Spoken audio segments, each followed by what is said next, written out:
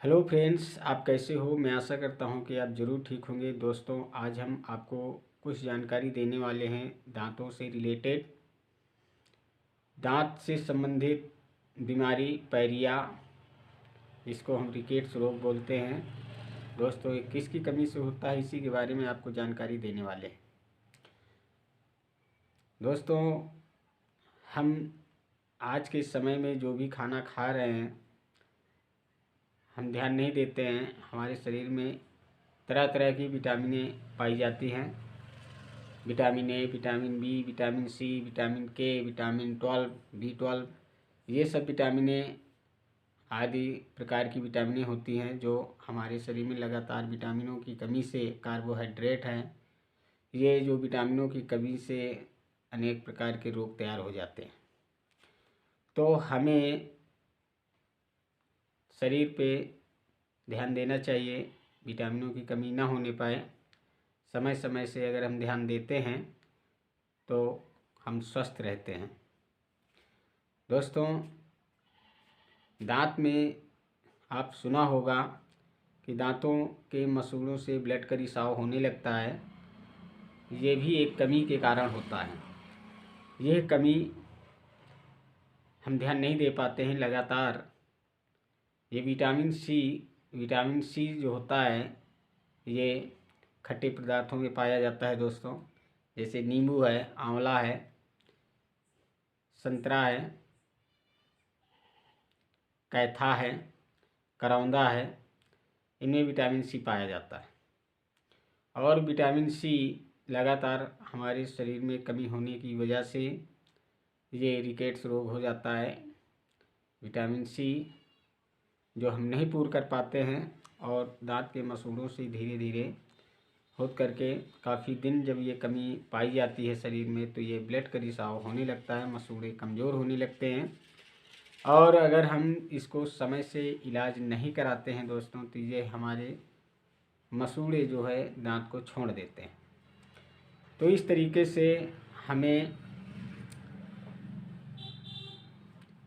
जो पायरिया, जिसको पायरिया रोग बोलते हैं, इसको देहात में पायरिया रोग बोलते हैं। क्या बोलते हैं? पायरिया रोग। ये पायरिया रोग जो होता है, ये बहुत ही खतरनाक बीमारी होती है दांतों के लिए, मसूड़ों के लिए। और ये लगातार अगर इसी तरीके बनती रहती है तो इसको हम दांत काफ़ी कम उम्र में दांत झड़ जाते हैं। और पायरिया रोग के कारण मसूड़े छोड़ देते हैं दांत को, और ये धीरे धीरे दांत गिरना चालू हो जाते हैं। तो दोस्तों, पायरिया रोग हमें ठीक करने के लिए हमें विटामिन सी का उपयोग अधिक मात्रा में लेना होगा। विटामिन सी हमें प्रतिदिन चाहिए।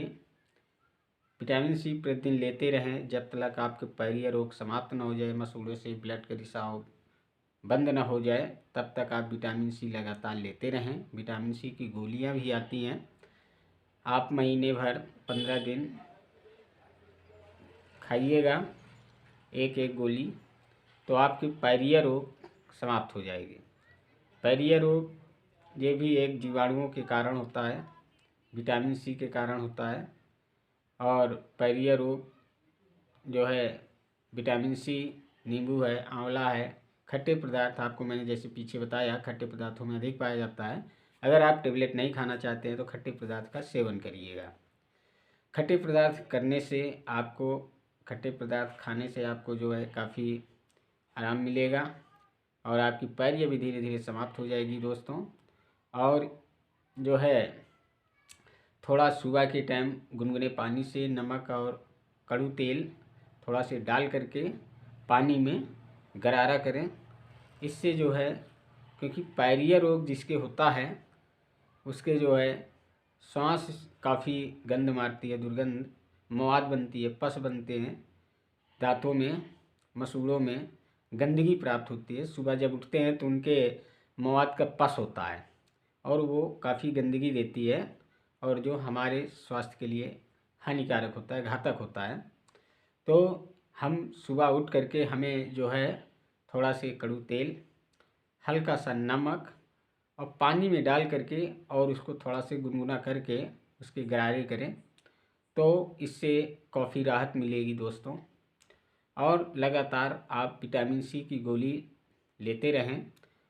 अगर विटामिन सी की गोली न लेना चाहें तो आप विटामिन सी के जो है आपको नींबू का सेवन प्रतिदिन करें, या आंवला है, करौंदा है, कैथा है, इस तरीके खट्टे चीज़ों का इस्तेमाल करिएगा तो ज़रूर आपकी पैरिया रोग समाप्त हो जाएगी। तो दोस्तों, आपको पैरिया रोग के बारे में समझ में आया होगा। पैरिया रोग किसकी कमी से होता है, आपको मैंने बताया विटामिन सी की कमी से होता है। पैरिया रोग कितना घातक होता है। पैरिया रोग अगर लगातार बना होता है तो हमारे दांत जल्दी झड़ जाते हैं। इसी तरीके हमारे शरीर में हड्डियों की कमज़ोरी भी एक कैल्शियम की कमी से होता है। अगर हम लगातार कैल्शियम की मात्रा कम होती जाए हमारे शरीर में तो हम कैल्शियम से कमज़ोर हो जाएंगे, हड्डियां हमारी नाजुक हो जाएंगी।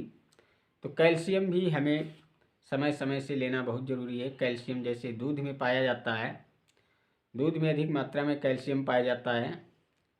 कार्बोहाइड्रेट है, ये कार्बोहाइड्रेट अंडे में और आपके आलू में भी कार्बोहाइड्रेट पाया जाता है। तो दोस्तों, इस तरीके से कैल्शियम की मात्रा भी आपके शरीर में कम नहीं होनी चाहिए, ताकि आपके शरीर में अगर कैल्शियम कम हो जाता है तो हड्डियां नाजुक हो जाती हैं, रीढ़ की हड्डियां दर्द करने लगती हैं और गांठी दर्द करने लगती हैं। शरीर में काफ़ी कैल्शियम की कमी से हमारे शरीर में दुर्बलता महसूस होने लगती है। तो इस तरीके से हमें कैल्शियम भी समय समय से लेना बहुत ज़रूरी है। तो दोस्तों, आपको समझ में आया होगा कि कैल्शियम की कमी से भी एक बीमारी होती है और इस तरीके से हमें ध्यान देना है अपने शरीर के बारे में।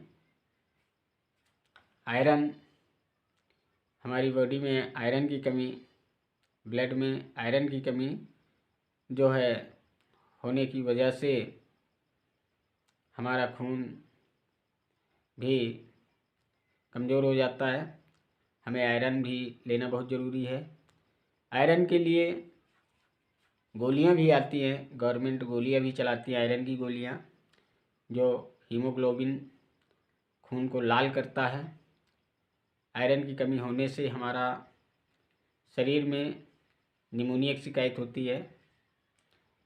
आयरन भी बहुत ज़रूरी है।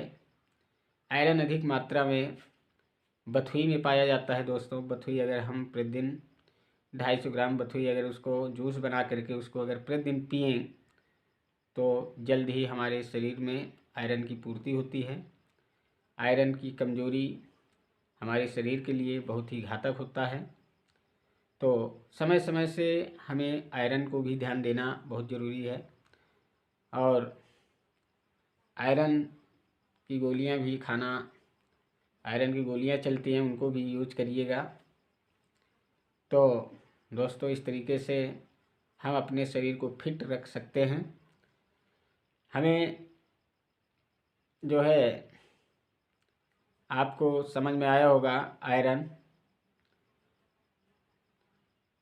के बारे में, जो खून लाल होता है, खून के बारे में भी आपको समझ में आया होगा कि आयरन की मात्रा से, आयरन की कमी से भी हमारे शरीर में तरह तरह के रोग होते हैं, बताया है, जैसे निमोनिया और रिकेट्स रोग आपके, उसके बारे में भी बताया कि दांत के मसूड़ों से ब्लड का रिसाव क्यों होता है, किसकी कमी से होता है, इसके बारे में बताया, आपको समझ में आया होगा।